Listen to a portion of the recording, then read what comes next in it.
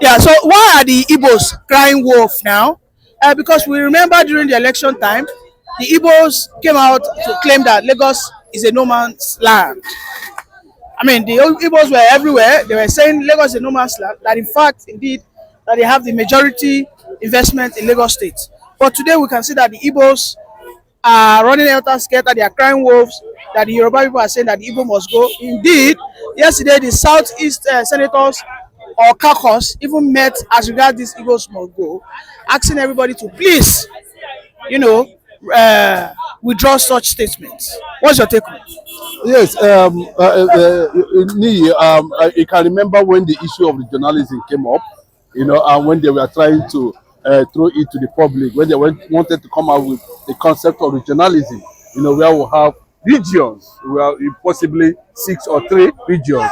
The people that that believe that they own Lagos came out and said that, if they push the concept of regionalism, that Lagos State will become will acquire a single status.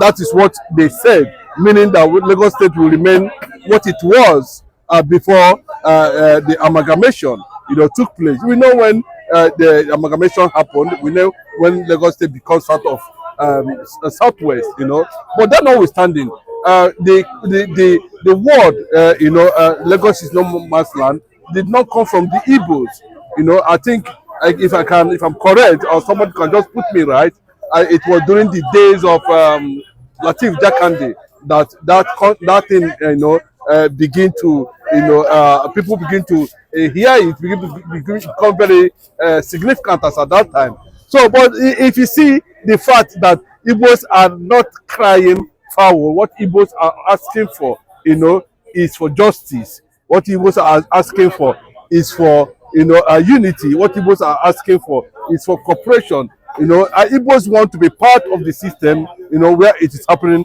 in Asurok. Like Shehu Sani is put it very well. He is a service senator from Kaduna. The way he put it, let me just give you an insight into what Shehu Sani said. How come that the Igbos that are not part of the government, they believe, they know, they understand that we have not been part of government, we are not part of the government, then we need to look for a way to survive. We need to survive. We need to struggle to make ends meet. Since it has become very clearly that no government is, giving attention to anything that has to do with Igbo. No government is supporting Igbo. Even in the area of a national character, national cake, Igbo is always being put aside. So to Igbo man, he learned how to, be independent. He know how to struggle on his own. He know how to define himself. He know how to carry his cross. And that was the concept, the government, that Igbo, the culture that Igbo man has able to put among themselves, that has today become a case study. And what are we talking about? We're talking about, apprenticeship. There's no billionaire in Igbo land you will see today that did not go through, what they normally call boy. So they learn how to stay in a particular place for years, acquire skills. Then at what point, that's the question there, at what point did the Nigerian system decided that Igbos are not part of Nigeria? And because they are not part of the Nigeria, they are not entitled to occupy the highest seat of the country. That is what. So the situation where Igbo man have that kind of understanding that, at this point in time, there's no need to struggle. We fought war for over 4 years. We know what happened. The kind of manipulation that played out at the end of the day, that we don't need to make sure that a nation or a people or a tribe, a race that lost over 7 million people, it's not a joke. So they need to sit down and know how they are going to, build things on their own because of the way Nigeria is being structured. So at this point in time, it means that the country himself, have never been able to create a space, even though the Igbos wanted it to be part of it. But you can see that the space is not there.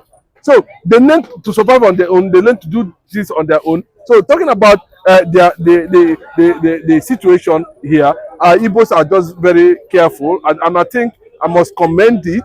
I must commend them because I think it's high time they begin to understand the Nigerian factor, and they begin to look into things the way it's supposed to be. They begin to understand certain things, they have not understood before, or certain things that make them look as if, they understand it that they are, yes, everybody knows it.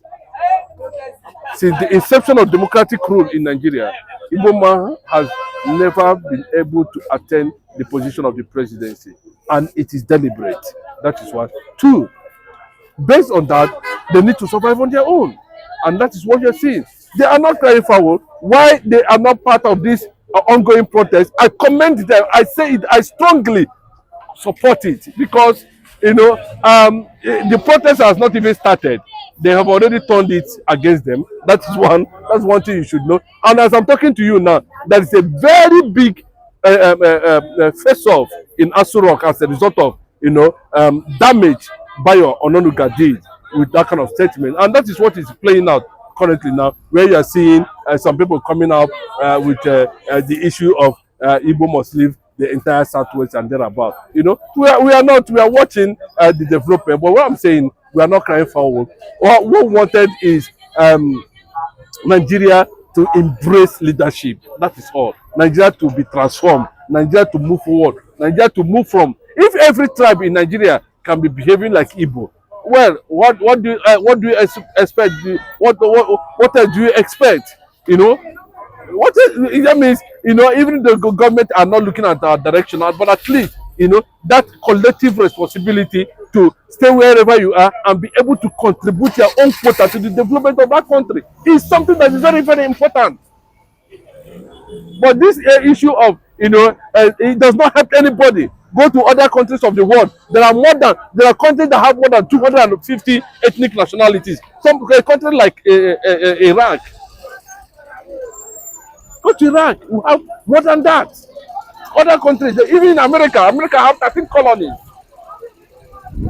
So many of them, and those 13 colonies, they have different culture that is different from the one in California, from the different of the one in New York, is different from the one. They don't behave the same because they came from different parts of the world to occupy and find a space for themselves in that country, in America. So it's Nigeria.